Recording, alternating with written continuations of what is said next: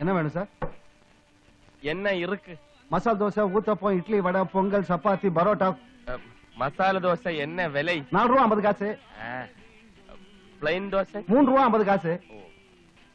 வடை 1 ரூபா. ஒரு சாய மாத்திரம் கொடு. டேய் சுப்பிரமணி, ஐயர் வந்துட்டு இருக்காரு. சம்பு ஐயர். ஒரு ஸ்பெஷல் டீ, ஒரு ஸ்பெஷல் மசாலா தோசை, எல்லாம் மாமூல்.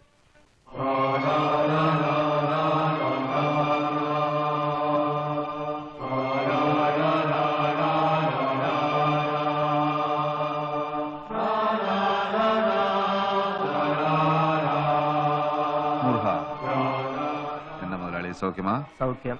உட்காரு உட்காரு. பாதிரா தங்கப்பன் എടാ ഭയങ്കര ദിനത്തന്തി വരില്ല ഇന്നേക്ക്? വന്നിരിക്കേ. കൊണ്ടിക്കോട്. അവിടെ മുങ്ങിയിട്ട് അവൻ ഇവിടെ പൊങ്ങിയ. വെള്ളപ്പകുതിയിൽ முதலமைச்சர் மழையில் நனைந்து கொண்டே குறைகளை கேட்டார். ബാധിക്കപ്പെട്ടവർക്ക് ഉണവ് പൊട്ടളം. മലയാളം പോലും വായിക്കാൻ അറിയാത്ത ഇവൻ തമിഴ് വായിക്കുന്ന. തേങ്ങിക്കിടക്കും തണ്ണീரை പമ്പ് வைத்து அகற்ற அதிகாரிகளுக்கு கட்டளையிட்டார். എടാ തങ്കപ്പ, എടാ പാടിയാ തങ്കപ്പ. ഏയ് തങ്കപ്പ, നില്ലടാ പുല്ലേ അവിടെ. ഏയ് തങ്കപ്പ,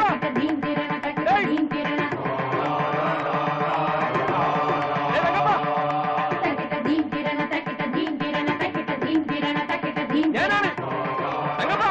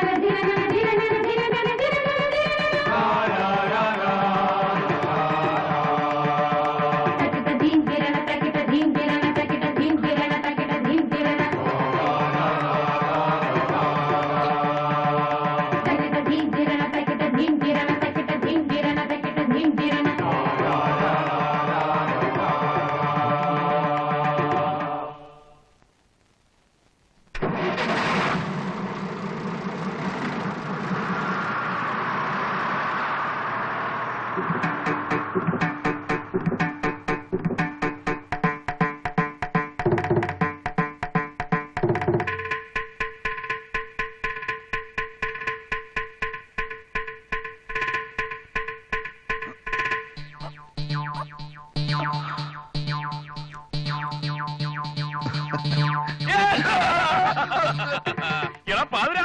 പാതിരാവാ? യാർനീ? യാർനിയാ? എടാ ഞാൻ തോമാ, തൊരപ്പൻ. തുറപ്പനാ? എന്ത് തുറപ്പൻ? എന്നെ നിനക്കറിയില്ലേ? നീ പേശരുത് എന്നെ മൊഴി. ഒന്നുമേ പുരിയില്ലേ. ഉനക്ക് എന്നപ്പാ വേണോ? എടാ തെണ്ടി, പകല് മുഴുവൻ ഉറങ്ങുകയും പാതിരായ്ക്ക് ഡ്രാക്കുളയെ പോലെ എഴുന്നേറ്റ് മോഷ്ടിക്കുകയും ചെയ്യുന്ന നിനക്ക് പാതിരാ തങ്കപ്പൻ എന്ന ഓമനെ പേരിട്ട ഈ തൊരപ്പൻ തോമയെ നീ മറന്നുപോയടാ. പൈത്യം, എനിക്ക് നിറയെ വേല ഇരിക്ക്. അപ്പൊ നീ തങ്കപ്പൻ അല്ലയാ? ഇല്ല.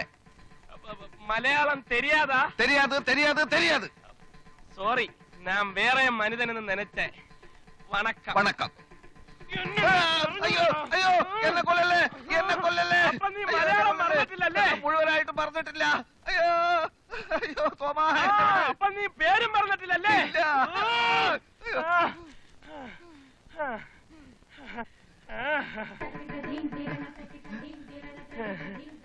ഞാനിപ്പോ ഒരു പുതിയ മനുഷ്യനാ. ജാതി മാറി, പേര് മാറി, പെണ്ണും കെട്ടി, ഭാര്യയുടെ പേര് ജ്ഞാനസുന്ദരി. എന്നെ വിട്ടേക്ക്.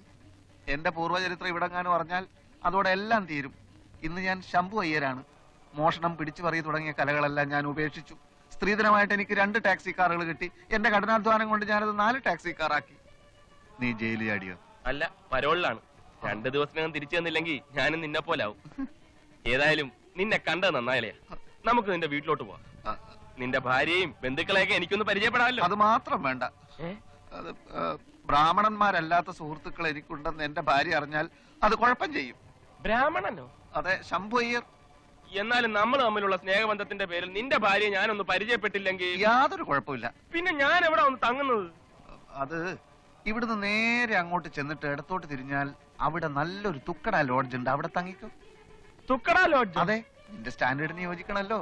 ഞാൻ വൈകുന്നേരം വരാം. വരണമെന്നില്ല, വൈകുന്നേരം പോലീസ് അവിടെ എത്തും.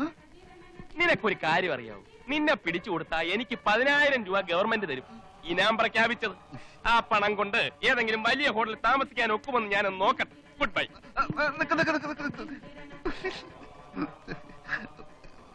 ഇതാണ് നിന്റെ കുഴപ്പം. ഒരു തമാശ പറഞ്ഞാൽ മനസ്സിലാക്കാനുള്ള കഴിവ് ഇപ്പോഴും നിനക്കില്ല. എന്റെ വീട്ടിലൊഴിച്ച് എവിടെയാ നിനക്ക് താമസിക്കേണ്ടതെന്ന് വെച്ചാൽ ഞാൻ ഏർപ്പാട് ചെയ്യാം. എനിക്കൊരു 5 സ്റ്റാർ ഹോട്ടലിൽ താമസിക്കണം. അത് വേണോ? വേണം. 2 ദിവസമെങ്കിൽ 2 ദിവസം. അന്തസ്സുള്ള കള്ളന്മാരെ പോലെ എനിക്കൊന്ന് സൂഹിക്കണം.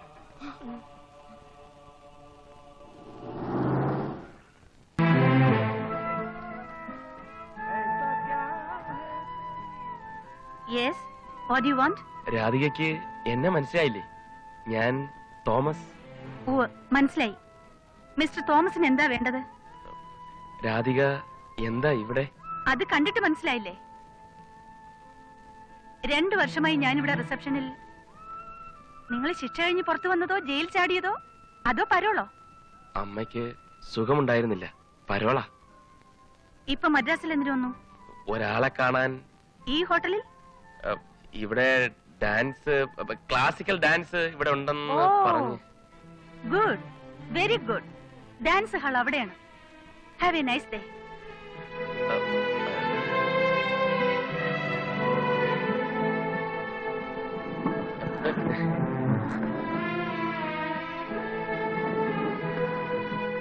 രാധികയോടൊന്ന് സംസാരിക്കാനുണ്ട്. എന്ത് സംസാരിക്കാൻ? ഡാൻസിനെ സംബന്ധിച്ചോ അതോ ഇവിടുത്തെ റൂംസിനെ സംബന്ധിച്ചോ?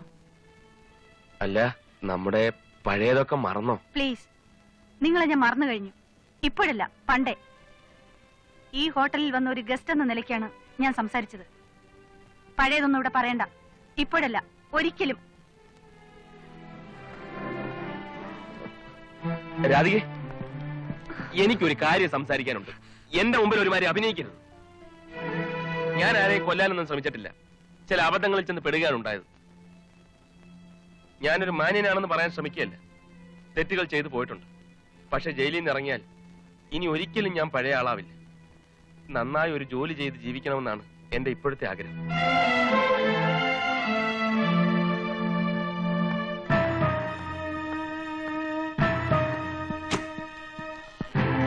രാധികേ,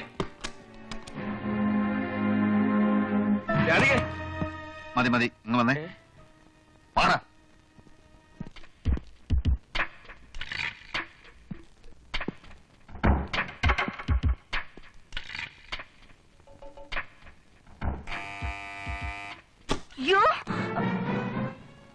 എന്താ സാർ?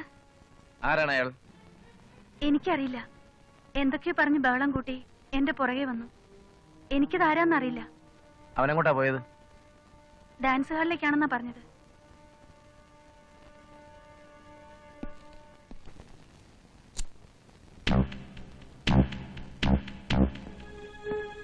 അച്ഛാ, അവൻ വന്നിട്ടുണ്ട്. അവനോ? ആര്?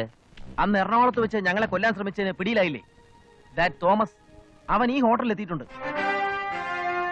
ആ റിസപ്ഷനിസ്റ്റിനോട് എന്തോ അലമ്പുണ്ടാക്കിയപ്പോഴാ ഞാൻ കണ്ടത്. നിന്നെ അവൻ കണ്ടോ? ഇല്ല. എന്നിട്ട് അവനോടെ ഡാൻസ് ഹാളിലേക്ക് പോയിട്ടുണ്ടെന്നാ പറഞ്ഞത്. ഡാൻസ് ഹാളിലേക്കല്ലേ? അവൻ എങ്ങനെ പുറത്തിറങ്ങി? പരോളിൽ ഇറങ്ങിയതായിരിക്കും, അല്ലെങ്കിൽ ജയിലിൽ ആടിയതായിരിക്കും. ഓഹോ, എങ്കിൽ ഇവൻ തന്നെയാണ് സുധീറിനെ കൊന്നത്. ഇത്രയും ധൈര്യമായി നമ്മുടെ ആസ്ഥാനത്തിൽ വന്ന സ്ഥിതിക്ക് അവന് ശരിയായ തയ്യാറെടുപ്പ് കാണും. എന്നാൽ പോലീസിനെ വിളിക്കാം. വേണ്ട.